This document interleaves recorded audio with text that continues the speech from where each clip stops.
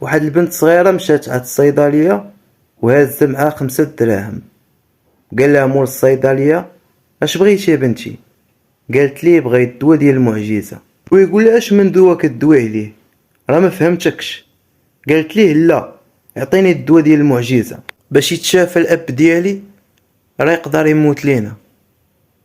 واحد الطبيب كان واقف عند مول الصيدلية، صاحب مول الصيدلية، ويقول ليه: بلاتي نسمعوا لهاد الطفل هادي ونشوفوا شنو غتقول لينا.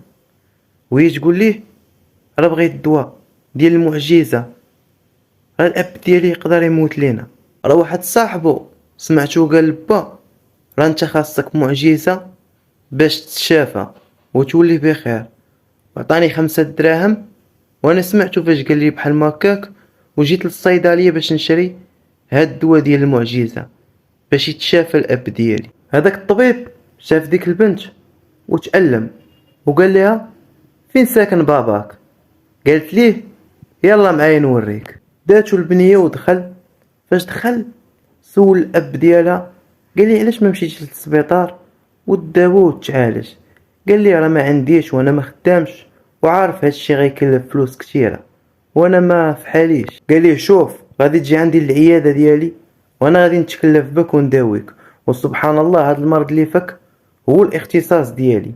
صافي، جا عنده للعياده وداواه وتهلا فيه وعالجو، ووقف معاه وقفه ديال الرجال. داك الراجل اللي مريض غادي يقول للطبيب: انت وقفتي معايا والتكاليف ديال الدواء والعلاج راه هادشي راه بزاف وانا راه ما عنديش منين نعطيك. غادي يقول لي داك الطبيب: هادشي كامل اللي كتشوف به والتكاليف ديال العلاج خلصاتو بنتك وب5 دراهم. الله اكبر، سبحانك يا جليل. والعبرة من هاد القصة هو فوقنا رب، هو اللي كيداري الامور ديالنا، حيت مسألة بسيطة خارجة من القلب تقدر تفاجئ على مسائل كبار وصعاب.